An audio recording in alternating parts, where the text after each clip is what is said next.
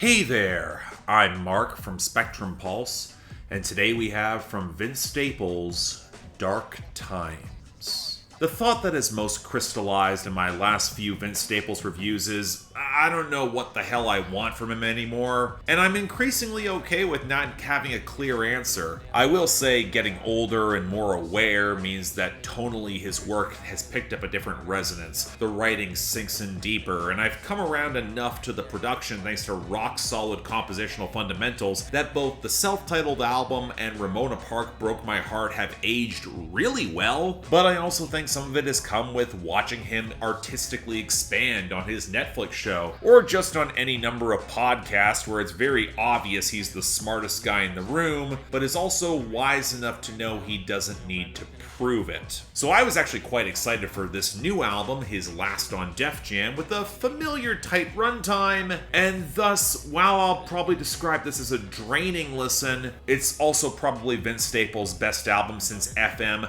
possibly his best to date, and it's something special. And what's been interesting is assessing why this has clicked for me so strongly in comparison with his previous two, because it's not that far removed. Vince Staples still sounds generally pretty haggard, and while he's got a little more energy, he is not bringing the bombast he had in the 2010s, but it also works better as the production seems to be drawing a balance between the liquid West Coast vibes and the muddier, borderline boom bap of some of the percussion here, along with some of his tightest hooks in years, with the clattering and the scratching alongside the gurgling guitar and the organs on Black and Blue, the ramshackle guitars creaking over Children's Song, the somber keys of Nothing Matters, and especially Little Homies with its warbling two-step, and Etoufee with its chalky groove that flips into a straight-up bounce track on the outro. And hell, I loved FM so much because Vince Staples was sharply using West Coast street bangers to viciously satirize radio and the music industry. But Dark Times is different. It hits the balance of something that could fit near the edges of that system in composition and rapping tightness, but with this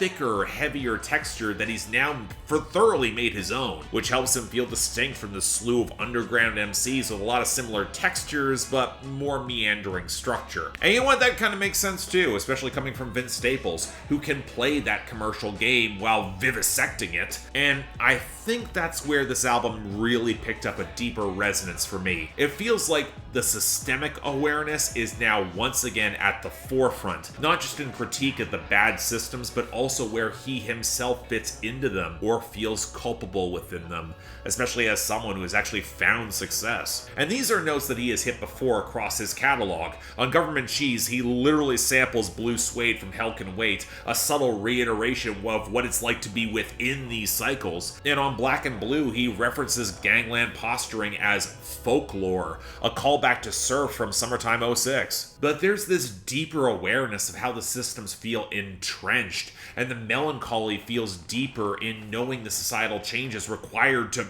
get out. And it's not like he's going to be the leader or puppet master to do it. And that Blue will pick up darker shades. Children's Song keeps it immature and ignorant until the hook is a barb for grown-ass men to go spend time with their kids instead of trying to be gangsta, break out of the cycle. Then the dark prayers on Shame of the Devil, where even the violent retribution is ruthlessly commodified and he knows it's clown shit. And Etoufee is both triumphant in trying to make that darkness work, and there's resonance there, while also being aware that not only historically it hasn't gotten anyone truly out, but also how conservative as a meager distraction from white gentrification, an echo back to FM that swings back into sharp focus on radio. And he knows it's not new. And he knows that for so many, you can still wring out moments of respite and hope, but there's a cost to that too. The guilt rears its ugly head talking to a friend imprisoned on Government Cheese, knowing how well he himself has done, or the love squandered so he can go chase money on Little Homies, try to make something. But this takes us to how Vince Staples writes about women across this album, where compared to Ramona Park Broke My Heart, this feels more personally tinged. I mean, you don't just sample the Nikki Giovanni, James Baldwin conversation for Liars in that interlude if you're not heading into some complicated territory. But I also think that Vince gets the context of that conversation. It was an attempt for black men and women to explain differences in systems of oppression, try to peel past the miscommunications within systems and they didn't really succeed in that conversation. And that's directly echoed on the story told on Justin, where Vince gets invited home by a girl to a really rough neighborhood, and she has to lie to keep the situation from escalating. I mean, he ends the song muttering, "Women lie a lot," but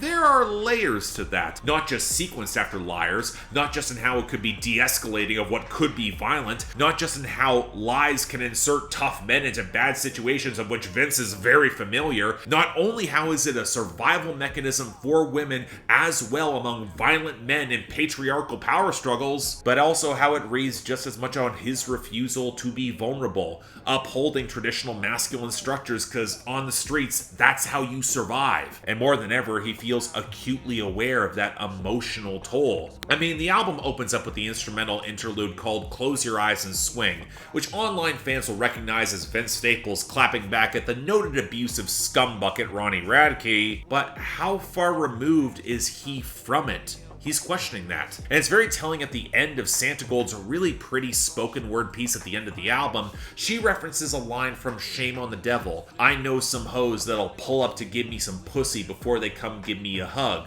And Santigold bends it ever so slightly to say, it's easier for a girl, because she correctly judges that Vince Staples is holding himself in that dark, masculine place purposefully. And thus radio also feels like a key to this album. Not just in the music where it could feel like there was nothing to lose, but in the second verse referencing so many women and female artists, challenging his own misogyny and cutting deep when he gets stumped. A real moment of tangible vulnerability as he struggles to find someone to talk to who is as smart as him. A loneliness that still feels even more self-enforced. And thus it kind of makes sense that he sees art as a way for himself to potentially spread a spark of hope, where the mantras of Government Cheese and Little Homies allow him to look forward. And Freeman highlights his desire to surpass any white power structure and acclaim, but he's also acutely aware of how artificial even all of this is. Where after Santigold's monologue, we get the performance applause line, where even on songs about hope, he references feeling trapped in dreams, because this can be commodified too. Because even if he can hope to shake it up like a Polaroid picture, an Andre 3000 reference, and that feels poignant, it's on a song called Nothing Matters that liberally samples D'Angelo and Lauryn Hill, two black artists who saw the industry and then tried to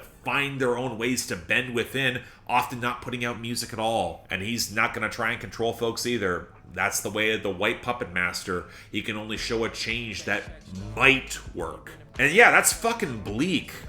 But these are dark times. And while FM felt righteous, the catharsis here is deeper. It's fully realized. You gotta find some way to keep on living. So yeah, as a whole, okay, yeah, fuck it. The album's absolutely great. To the point where I kind of struggle to find that many flaws with it. It's dense as hell, packed with bangers. You can enjoy it for the pure flex, but also for some powerfully heartfelt storytelling. And the production is probably the most fully realized for Vince Staples as a rapper to date. There's a part of me that wants to call this one of the best of 2024. The question's gonna linger because I know my personal track record when it comes to material that feels this nihilistic in the content and construction, but it certainly is goddamn close, and I'm going to appreciate some phenomenal rap in the meantime. Excellent project, and while I've been arguing for a while now that Vince Staples' albums deserve the deeper look, this one cements it. Give it a proper shot. Check it out. So yeah, thanks a lot for watching. If you want to see more, please be sure to like, share, drop comments, and subscribe.